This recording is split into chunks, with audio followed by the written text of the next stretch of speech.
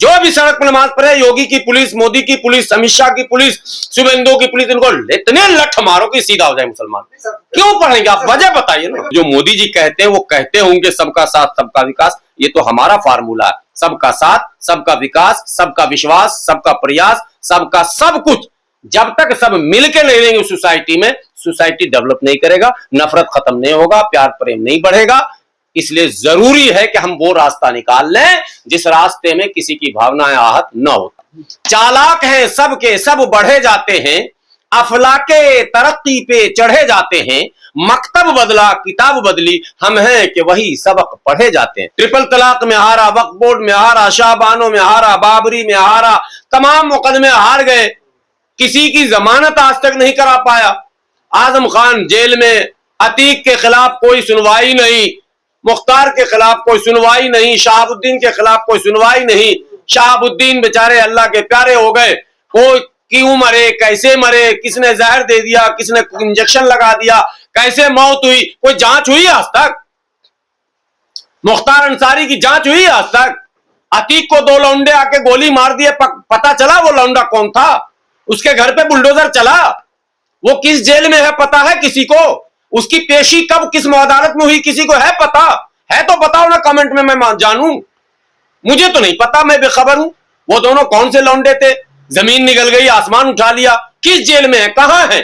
बस भैंस का गोश्त खिलाओ, चाहे जितना भी पीटो, भैंस का गोश्त खिलाओ, बच्चे हमारे नहीं पढ़ेंगे, बच्चे डेयरी पर रहेंगे, पटरी पर रहेंगे, जल्ली फल्ली पर रहेंगे, धनिया मिर्ची बेचेंगे, मुर्गा बेचेंगे, पंक्चर लगाएंगे और बाकी लोग नौकरियों में जाएंगे। आज तक किसी मुस्लिम लीडरों ने यह नहीं पूछा कि जहां 18% है, जहां पश्चिम बंगाल का बार बार सवाल कर रहे हैं 30% मुस्लिम है, वहां नौकरियों में 2.5% है, क्यों? ये कोई सवाल नहीं करता। बोले बस भैंस और गाय खाने दो हमको बस। अरे भाई, इस बकवास से दूर होइए, आइए, बदलाव आया दुनिया के अंदर, तब्दीली आई, हिस्सा मांगिए, आबादी है, आबादी के अनुपात में नौकरी मांगिए।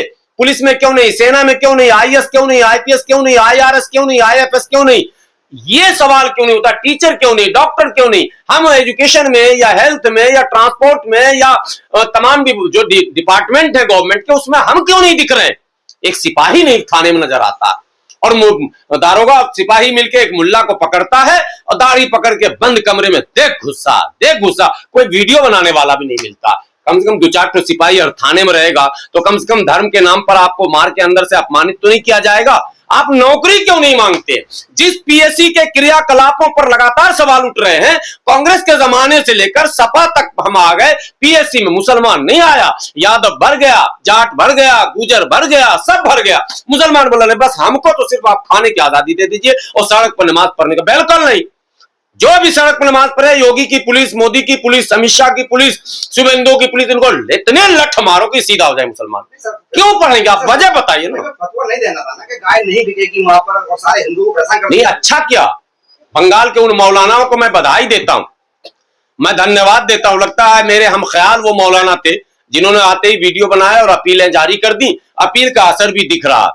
पहली बार बंगाल का मुसलमान मौलाना की अपील पर एकदम लब्बैक कहता हुआ बहिष्कार कर दिया, भैया मुझे कुर्बानी बढ़ेगी, जानवर की नहीं करनी। आपको पता है बाबरनामा में लिखा हुआ, हुमायूं को बाबर ने नसीहत की थी, बेटा ये भारत है, यहाँ जो बड़ी आबादी है ना वो गौ का आदर सम्मान करती है, इसलिए गौकशी पे पाबंदी रखना। हमारे बुजुर्गों का कौल रहा है। आप हमारे खानकाहों में जाएं, बड़ी बड़ी खानकाहों में मांसाहारी अलाउड नहीं है। उनके यहाँ जो तबरुकात बांटे जाते हैं, जिनको आप उर्दू में क्या कहते हैं, जो भंडारे को जो खिलाया जाता है, लंगर, लंगर में जो है वो मांसाहारी नहीं है अलाउड, शाकाहारी। बुजुर्गों ने इस बात को समझा कि भाई इस मुल्क का मिजाज ऐसा है और हम नहीं समझ पा रहे। आपको अगर आगे बढ़ना है तो अपने पड़ोसियों के मिजाज को भी समझना होगा। आप जिस जगह रहते हैं, हिंदू मुसलमान कहीं भी अलग नहीं रह रहा भाई, सब एक जगह रह रहा, उसी आबादी में रह रहा। भैया उसके भावनाओं को का अनादर करके हम सुख चैन से नहीं रह सकते, इसलिए हमको सबका ख्याल रखना है। वो जो मोदी जी कहते हैं वो कहते होंगे सबका साथ सबका विकास, ये तो हमारा फार्मूला है। सबका साथ सबका विकास, सबका विश्वास, सबका प्रयास, सबका सब कुछ। जब तक सब मिलकर नहीं रहेंगे सोसाइटी में, सोसाइटी डेवलप नहीं करेगा, नफरत खत्म नहीं होगा, प्यार प्रेम नहीं बढ़ेगा। इसलिए जरूरी है कि हम वो रास्ता निकाल लें जिस रास्ते में किसी की भावनाएं आहत न हो। अरे आपको नमाज की और गोश्त की चिंता, मुसलमान को 2 चिंता बहुत है, कि हम सड़क पर नमाज कैसे पढ़ें और मेन रोड पे गोश्त की दुकान कैसे खोलें। ये दो बकवास जो हो रहा है, मुसलमानों को देखेंगे पिछले इस सेकुलर सरकारों ने मुसलमानों का इस तरह से जहनी इस्तेहसाल किया, भावनात्मक शोषण जो हुआ है। आप देखेंगे चावल दाल सब्जी होटल में जो बनाया जाता है वो होटल के अंदर बनता है, और शाम को देखेंगे कबाब जो भूनेगा वो जाके बाहर भूनेगा। ये मानसिकता क्यों आपकी बन गई? जिस चीज से हमारे बिरादराने वतन चिढ़ते हैं आप चिढ़ाते हैं। कबाब बाहर, आप देख लिया पूरे भारत में ये क्या ट्रेंड, क्या सेटअप है। चावल घर के अंदर, होटल के अंदर, दाल होटल के अंदर, सब्जी होटल के अंदर, सब कुछ होटल के अंदर बन रहा, और कबाब के लिए काउंटर बाहर लगाया जा रहा है और ऐसे ऐसे पंखा झल रहे हैं और कबाब खा रहे हैं साहब, और हिंदू भाइयों को चिढ़ा रहे हैं। अब आ जाइए भैंसे के दुकान पे चले जाइए, बकरे के दुकान पे जाइए, शीशे लगे मिलेंगे, अंदर एसी लगी मिलेगी। बकरे का दुकान एकदम साफ सुथरा, और भैंसा वाला बड़का बड़का रान में तबक चिपका चिपका के बाहर टांगेगा। क्या ड्रामा कर रहे हो इस मुल्क में यार? आपको किसी को चिढ़ाने के लिए पैदा किया गया था? किसने ये मानसिकता बनाई? इसी तरह के वकीलों ने, पार्टियों ने, ये जो सेकुलर पार्टियां कहती बस मेरी हुकूमत तुम बनवा दो, फिर तो तुम गुंडागर्दी करना, तू जुआ खिलवाना, तू सट्टा चलवाना, तू दारू बेचना, तू बलात्कार करना, तू लूटना, तू पाटना, पढ़ना मत, नौकरी मांगना मत, आगे बढ़ना मत, इंजीनियर डॉक्टर अफसर मत बनना, लीडर भी मत बनना। लीडर एक ही रखना जिसको कभी भी हम चाहें तो किताब चोरी में, बकरी चोरी में अंदर कर दें, वैसे ही लीडर रखना। वैसा लीडर मत रखना जो गर्दन दबा दे, वैसा लीडर मत रखना जो मेरी सरकार हिला दे, वैसा लीडर मत रखना जो कभी हमें चैलेंज कर दे, वैसा लीडर मत रखना जो मुसलमानों की आबादी के अनुपात में नौकरी और अधिकार मांगने लग जाए। लीडर वैसा रखना जो कहे इन डीएमओ से तो मैं जूते साफ कराता हूं, मगर जब जेल जाए तो उसकी हालत कुत्ते जैसी हो जाए, उसे वो सहूलत भी नसीब मुयस्सर न हो जो सहूलत एक वीआईपी जेलर को, कैदियों को मिलता। आप योगी आदित्यनाथ के बयान से सहमत हैं? नहीं, आप असहमत हैं। आप क्यों डिसएग्री करते हैं ये बताइए? आप सड़क पर नमाज पढ़ना चाहते हैं? हिंदू धार्मिक कार्यक्रम भी तो सड़कों का होने दीजिए ना। अगर कोई चोर चोरी करता है तो क्या ये तर्क फिट बैठेगा कि वो चोरी कर रहा तो मैं क्यों ना करूं? आप बताइए हमसे। ये भी नमाज नहीं पढ़ने देंगे रोडों पर। नहीं, नमाज नहीं पढ़ने देंगे, नहीं, रोड पर सड़क जोड़िए ना। पश्चिम बंगाल में गाय बेचने को तैयार है हिंदू। मुसलमान ना खाएं, जो चीज मुसलमान से जोड़ दिया जाता है उससे मुसलमान बच जाए। एक बंदे ने हमसे कहा कि आप किस किस चीज को छोड़ेंगे? मैंने कहा आपने छोड़ा कौन कौन सा चीज? मैंने ऐसे तो सब कुछ छोड़ना पड़ेगा। मैंने कहा लिस्ट तो बताओ, आपने इन 75 वर्षों में छोड़ा क्या? हमें बताइए। आपने गाय खाना छोड़ा, भैंस खाना छोड़ा। अरे भैंस के बारे में मैं एक बार बोला हूं, फिर बोल देता हूं। सर्कस आप लोगों ने देखा कि नहीं देखा? सम्राट सर्कस, जेमिनी सर्कस, फला सर्कस। सर्कस में बंदर का कर्तव्य मिलता है, घोड़े का मिलता है, कुत्ते का मिलता है, शेर का मिलता है। अगर भैंसे का कर्तव्य कहीं हो तो बताइए। सर्कस वालों ने भी छांट दिया कि किसी काम का नहीं है। कहावत है गई भैंस पानी में, भैंस के सामने बीम बजाना, ये सब सारी कहावतें हैं, काला अक्षर भैंस बराबर। और उसी भैंस को जिसको सर्कस वालों ने छांट दिया, मुसलमानों पे थोप दिया तुम ही खाएगा ये, तो तुमको भी किसी काम का नहीं रखा गया, छांट दिया। पश्चिम बंगाल सरकार को बचा क्यों रहे हैं? नहीं, मैं हिंदू बेच नहीं पा रहे हैं। मैं किसी सरकार को नहीं बचा रहा हूं, मैं मुसलमानों को कह रहा हूं कुछ नया जीने का अंदाज बनाओ, जीने का ऐसा अंदाज बनाओ कि दुनिया हैरान हो जाए। कह रहे मुसलमान ऐसे भी जीता? यस, ऐसे ही जीता हूं मैं।